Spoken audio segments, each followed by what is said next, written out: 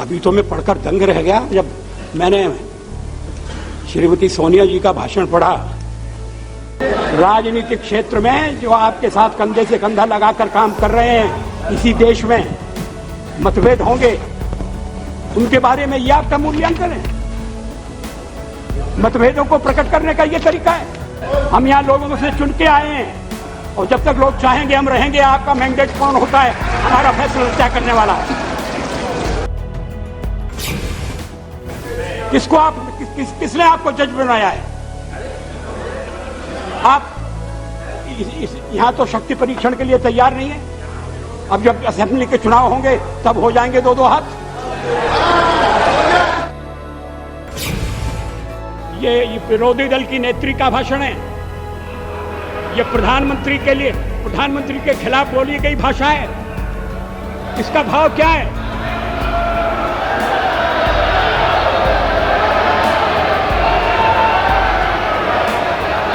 मेरी परीक्षा का दिन आ गया है। क्या मतलब है इसका? मैं रोज रोज परीक्षा दे रहा हूं।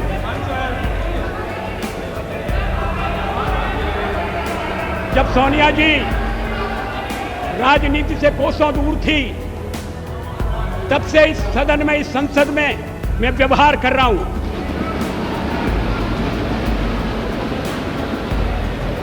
आज मुझे कटघरे में खड़ा किया जा रहा है।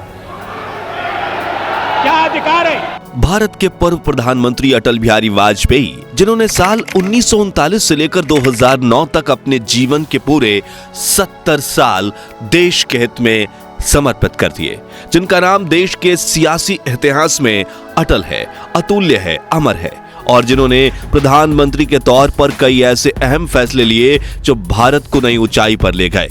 क्या आप जानते हैं कि उन्हीं अटल बिहारी वाजपेयी के भाषण सुनकर विपक्ष के नेता भी तालियां बजाने से खुद को रोक नहीं पाते थे? उनके बारे में अक्सर क्यों कहा जाता है right man in the wrong party? और एक बार तो उन्होंने सोनिया गांधी तक की बोलती बंद करवा दी थी। कारगिल युद्ध के बाद उन्होंने सरकार और देश के विरोधियों को भी जमकर धोया था। और कैसी थी राजकुमारी कौल के साथ उनकी प्रेम कहानी, और क्यों उन्हें दहेज में पूरा पाकिस्तान चाहिए था? आज हम अटल बिहारी वाजपेयी जी की ऐसी कुछ मार्मिक बातें और भाषण सुनाने वाले हैं, मगर उससे पहले नए दर्शक जल्दी से चैनल को सब्सक्राइब कर दीजिए। साल 2003 में सोनिया गांधी ने अटल की बीजेपी सरकार के बारे में आलोचना से भरा एक भाषण दिया था, जो सुनकर अटल बिहारी वाजपेयी काफी ज्यादा गुस्सा हो गए। 19 अगस्त 2003 के दिन लोकसभा सत्र में उन्होंने सबसे पहले सोनिया गांधी का वो भाषण पढ़ा, जिसमें सोनिया गांधी ने सरकार को इनकॉम्पिटेंट यानी अक्षम, इनसेंसिटिव, इरेस्पॉन्सिबल यानी गैर जिम्मेदार और करप्ट व भ्रष्ट कहा था। जिसके बाद अटल जी ने सोनिया गांधी के इल्जामों का मुंहतोड़ जवाब देते हुए कहा, राजनीतिक क्षेत्र में जो आपके साथ कंधे से कंधा लगाकर काम कर रहे हैं, इसी देश में मतभेद होंगे, उनके बारे में यह आपका मूल्यांकन है? मतभेदों को प्रकट करने का यह तरीका है? वो बोले, ऐसा लगता है कि शब्दकोश खोल कर बैठे गए हों और उसमें से ढूंढ ढूंढ कर शब्द निकाले गए। आगे उन्होंने कहा कि हम यहाँ लोगों से चुन के आए हैं और जब तक लोग चाहेंगे हम रहेंगे। आपका मैंडेट कौन होता है हमारा फैसला तय करने वाला? It is a government that has betrayed the mandate. किसको आप किसने आपको जज बनाया है? वहीं उन्होंने सोनिया गांधी और कांग्रेस को असेंबली यानी विधानसभा के चुनाव में दो हाथ करने की चुनौती भी दे डाली थी। भारत की राजनीति के इतिहास में अटल बिहारी वाजपेयी ही ऐसे इकलौते नेता थे जिनके जुमले, कविताएं और अनोखी अदा के विपक्षीय नेता भी मुरीद थे। अटल बिहारी वाजपेयी लगभग 40 साल तक विपक्ष में रहे, लेकिन सत्ता में आने के लिए उन्होंने कभी अपनी पार्टी नहीं बदली। उनके बारे में अक्सर कहा जाता था कि right man in the wrong party. Atal ji को गठबंधन से बनी सरकार में कोई दिलचस्पी नहीं थी, इसलिए 1996 में भले ही सिर्फ 13 दिन में उनकी सरकार गिरा दी गई, लेकिन वो गठबंधन से नहीं जुड़े। अभी थोड़ी देर पहले मैंने उल्लेख किया कि मैं 40 साल से सदन का सदस्य हूं। सदस्यों ने मेरा व्यवहार देखा है, मेरा आचरण देखा है। जनता दल के मित्रों के साथ मैं सत्ता में भी रहा हूं। कभी हम सत्ता के लोभ से गलत काम करने के लिए तैयार नहीं। दरअसल 1996 में किसी भी पार्टी को बहुमत नहीं मिला। बीजेपी 161 सीटों के साथ सबसे बड़ी पार्टी बनी और राष्ट्रपति जी ने अटल जी को प्रधानमंत्री बनने का प्रस्ताव दिया। मेरे मित्रों को समझना चाहिए कि मैं भी निर्वाचित होकर आया हूं। उन्हें यह भी समझना चाहिए कि मैं सबसे बड़ी पार्टी के नेता के नाते राष्ट्रपति महोदय द्वारा प्रधानमंत्री नियुक्त हुआ हूं। हालांकि शपथ लेने के 13 दिन बाद वो लोकसभा में बहुमत साबित नहीं कर पाए, क्योंकि विपक्षी को डर था कि अगर वो कुर्सी पर बैठ गए तो फिर उठाना मुश्किल हो जाएगा। कीमत पर आपको सत्ता में नहीं आने देंगे। ये भाषा ठीक नहीं है। इस भाषा के पीछे जो भावना है वो और भी गलत है। हिटलर का हुआ खड़ा किया जा रहा है इस सदन में। खैर, अब 141 सीटों के साथ कांग्रेस के हाथ में बाजी थी, लेकिन कांग्रेस ने सरकार बनाने का दावा पेश नहीं किया। फिर जनता दल, समाजवादी पार्टी और डीएमके जैसी करीब 13 पार्टियों के गठबंधन यूनाइटेड फ्रंट ने सरकार बनाने का निर्णय लिया, जिसे कांग्रेस ने समर्थन दिया और सिर्फ 46 सीट जीतने वाली जनता दल के नेता एचडी देवेगौड़ा भारत के प्रधानमंत्री बने। तब भरी संसद के सामने अटल जी ने इस सरकार पर सवाल उठाते हुए कहा था, सत्ता के लिए नया गठबंधन करके अगर सत्ता हाथ में आती है तो मैं ऐसी सत्ता को चिमटे से भी छूना पसंद नहीं करता। मित्रों, अटल बिहारी वाजपेयी 1957 से लेकर 2004 यानी करीब 50 साल तक संसद के किसी न किसी सदन में रहे। उन्होंने 10 बार लोकसभा चुनाव में जीत हासिल की और 2 बार राज्यसभा के सदस्य भी रहे। 3 बार देश की बागडोर संभालने वाले अटल जी की गिनती देश के सबसे लोकप्रिय राजनेताओं में से होती थी। वो 1996 में 13 दिन, 1998 से लेकर 1999 तक 13 महीने और फिर 1999 से 2004 तक पूरे 5 साल देश के प्रधानमंत्री रहे। मगर सत्ता में कुर्सी मिले या ना मिले, वो हमेशा देश के लोकतंत्र के वफादार रहे। मैं मृत्यु से नहीं डरता, अगर डरता हूं तो बदनामी से डरता हूं, लोकापवाद से डरता हूं। उनका कहना था कि देश में सांप्रदायिक ध्रुवीकरण कभी नहीं होना चाहिए। देश में ध्रुवीकरण नहीं होना चाहिए, न सांप्रदायिक आधार पर, न जातीय आधार पर, न राजनीति ऐसे 2 खेमों में बंटनी चाहिए कि जिनमें संवाद न हो, जिनमें चर्चा न हो। देश आज संकटों से घिरा है। बाप जी के जीवन का एक सिद्धांत था कि ना कभी देश का सिर झुकना चाहिए और ना उनका। राजनीतिक विरोधी होते हुए भी वाजपेयी के हीरो पंडित जवाहरलाल नेहरू हुआ करते थे। पंडित नेहरू भी कई मौके पर अटल जी की तारीफ करने से पीछे नहीं हटते थे। वो कहते थे कि वाजपेयी विपक्ष के युवा नेता हैं, हमेशा मेरी आलोचना करते हैं, लेकिन मैं उनमें बहुत संभावनाएं देखता हूं। इसलिए तो 1962 में वाजपेयी बलरामपुर से लोकसभा चुनाव लड़ने के लिए मैदान में उतरे। तब उनके सामने कांग्रेस कैंडिडेट सुभद्रा जोशी की पकड़ ढीली पड़ रही थी, जो देखते हुए पंडित नेहरू ने उन्हें कांग्रेस की जीत के लिए खतरा माना और सुभद्रा के साथ चुनाव प्रचार में लोकप्रिय अभिनेता बलराज साहिनी को मैदान में उतार दिया। नतीजन वाजपेयी ये चुनाव हार गए। एक बार अटल जी ने पंडित जी की आलोचना भी कर दी। मैंने एक बार पंडित जी से कह दिया था कि आपका एक मिला जुला व्यक्तित्व है और आप में चर्चिल भी है और चैम्बरलेन भी है। मगर पंडित जी अटल की इस बात से बिल्कुल भी गुस्सा नहीं हुए, बल्कि उसी शाम उन्होंने अटल से कहा कि आज तो तुमने बड़ा जोरदार भाषण दिया। यह किस्सा बताते हुए अटल जी ने ये कहा था। वो नाराज नहीं हुए। शाम को किसी बैंक्वेट में मुलाकात हो गई और उन्होंने कहा आज तो बड़ा जोरदार भाषण दिया है और हंसते हुए चले गए। आजकल ऐसी आलोचना करना दुश्मनी को दावत देना, लोग बोलना बंद कर देंगे। क्या एक राष्ट्र के नाते हम मिलकर काम नहीं कर सकते? कांग्रेस के मित्र शायद भरोसा नहीं करेंगे। साउथ ब्लॉक में नेहरू जी का एक चित्र लगा रहता था,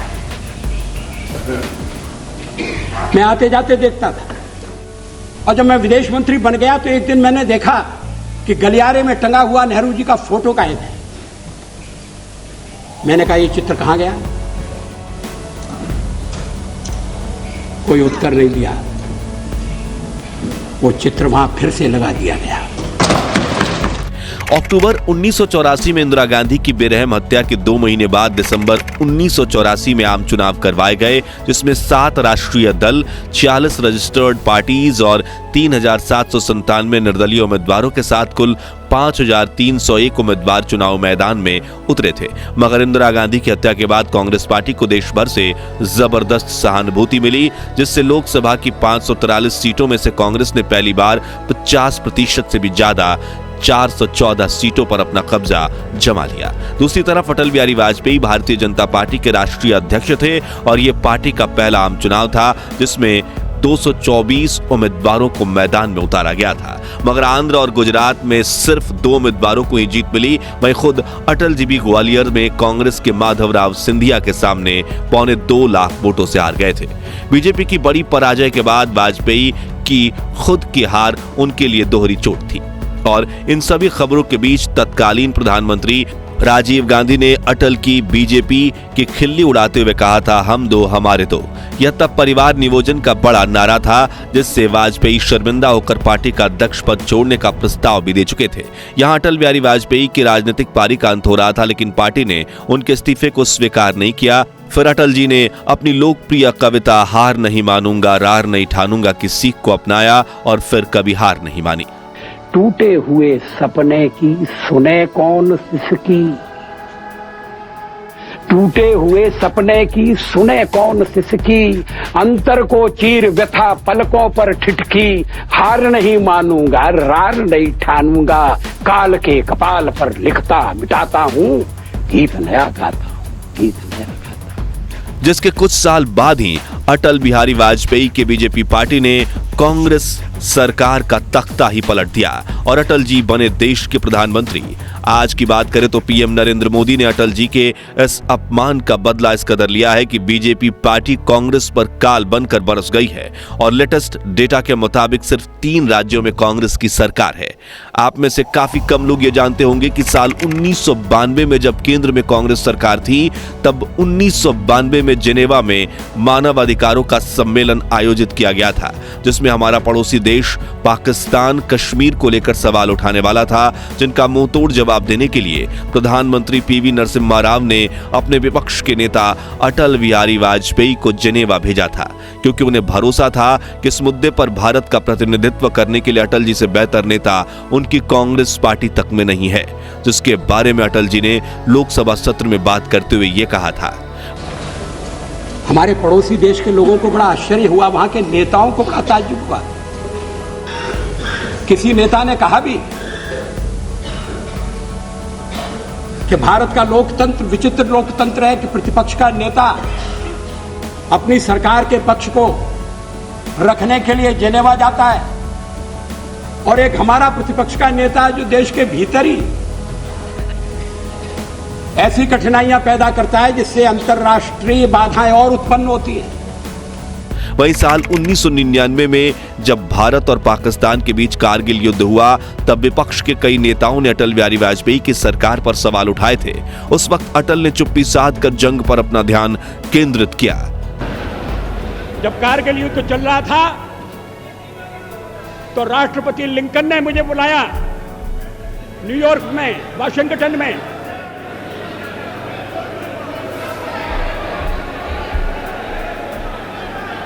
राष्ट्रपति क्लिंटन ने, और उन्होंने कहा कि यहां पाकिस्तान के प्रधानमंत्री आ गए हैं, आप भी आ जाइए, दोनों मिलकर बैठिए, हम सवालों को तय करेंगे। हमने कहा जब तक पाकिस्तान के कब्जे में भारत की 1 इंच भूमि है तब तक मैं बात नहीं करूंगा। लेकिन जब कारगिल युद्ध में भारत ने विजय हासिल की, तब उन्होंने अपने दिल का बोझ हल्का करते हुए एक भाषण में अपने खिलाफ बोलने वालों को धो दिया था। प्लासी की लड़ाई में जितने लोग मैदान में लड़ रहे थे, उससे ज्यादा लोग मैदान के बाहर खड़े होकर तमाशा देख रहे थे, लड़ाई का परिणाम सुनने की प्रतीक्षा कर रहे थे। देश के भाग्य का निर्णय होने जा रहा था। मगर उस निर्णय में सारा देश शामिल नहीं था। अटल बिहारी वाजपेयी को इस बात का बेहद गर्व था कि उनका जन्म 25 दिसंबर के दिन हुआ है। वो कहते थे कि 25 दिसंबर, पता नहीं उस दिन मेरा जन्म क्यों हुआ। बाद में बड़ा होने पर मुझे यह बताया गया कि 25 दिसंबर को ईसा मसीह का जन्मदिन है। मैं जब पैदा हुआ तो पड़ोस के गिरजाघर में ईसा मसीह का जन्मदिन मनाया जा रहा था। बच्चों में मिठाइयां बांटी जा रही थी। बाद में मुझे पता चला कि इस दिन महामाना पंडित मदन मोहन मालवीय का भी जन्मदिन है। मुझे गर्व है कि मेरा जन्म ऐसे महापुरुषों के जन्म के दिन हुआ है। अटल जी के दिल के किसी कोने में एक बच्चा भी बसता था, जो कभी हंसता खेलता तो कभी रूठ जाता, मनाने पर जल्द भी मान जाता। 1993 में अटल अमेरिका में थे और जैसे ही उन्हें काम से फुर्सत मिली वो डिज्नीलैंड और ग्रैंड कैनियन जा पहुंचे। बच्चों के साथ लाइन में लगे, तब भारत की जनता ने पहली बार उनका ये नटखट रूप देखा था।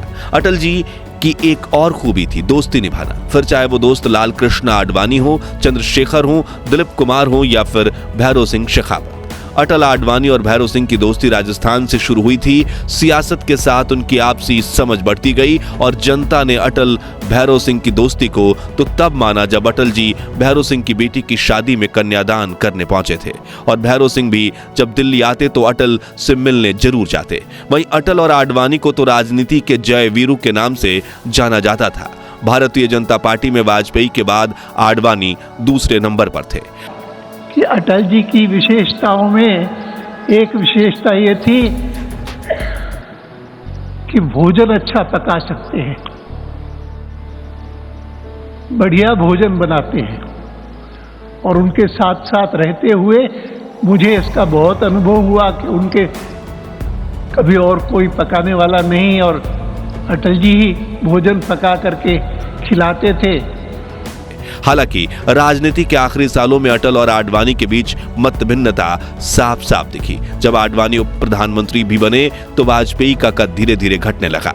एक बार तब वाजपेयी को अपने घुटने का इलाज कराना था। उन पर प्रधानमंत्री पद से इस्तीफा देने का भी दबाव बनाया गया ताकि आडवाणी प्रधानमंत्री की कुर्सी पर बैठ सके। लेकिन आडवाणी को यह महसूस हुआ कि वो वाजपेयी की जगह नहीं ले पाएंगे और जब वाजपेयी की राजनीति से दूरी बढ़ी, आडवाणी की राजनीतिक पारी धीरे धीरे समाप्त होती दिखने लगी।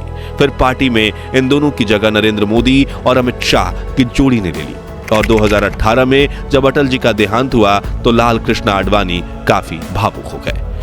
बहुत कुछ हमने सीखा अटल जी से, बहुत कुछ पाया अटल जी से और इसीलिए दुख होता है कि वो हमको छोड़ करके और हमसे अलग हो गए।